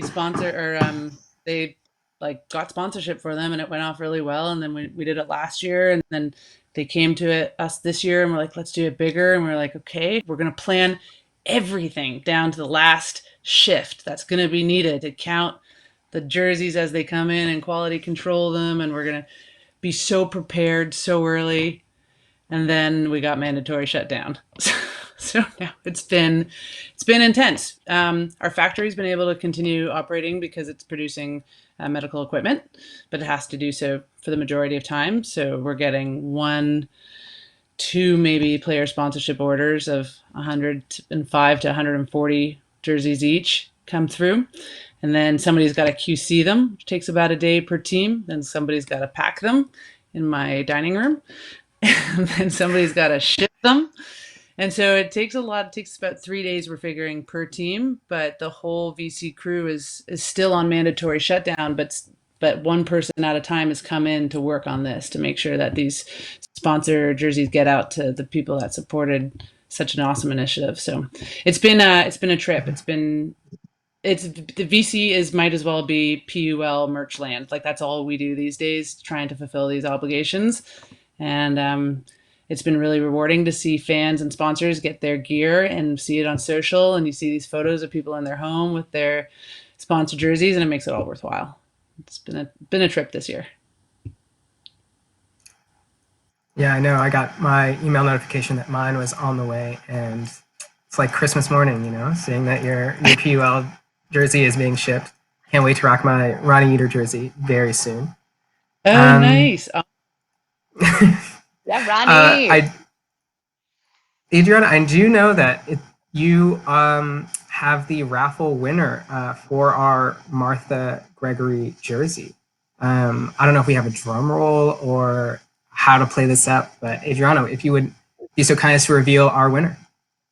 Absolutely. So our winner is from Bloomfield, New Jersey, and the name is Kristinn Vargas. And so, Kristinn, yeah, it's so exciting. The first shout out to all the people that about 50 people bought tickets, so that's awesome. And shout out to them for contributing. And also, we'll make the jersey in whatever size you like, whatever is going to fit you most comfortably. So we'll get in touch, and thanks for playing with us.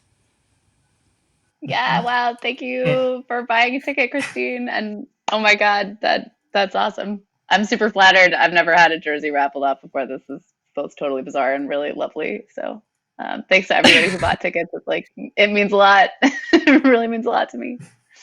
You're really famous. Oh God. Max. Good. For folks that did not win the raffle, or if you even if you didn't enter the raffle, there's plenty of rad New York Gridlock, Columbus Pride, any PUL team you want to support. Check out the VC website and make sure you're ordering some swag. It might take a second to get there, but it will be well worth the wait. Before we close out, I want to toss it over to you all, Martha, Stazi, Adriana, if you have anything you want to say to close out our stream. Martha, I don't know if you want to take it first.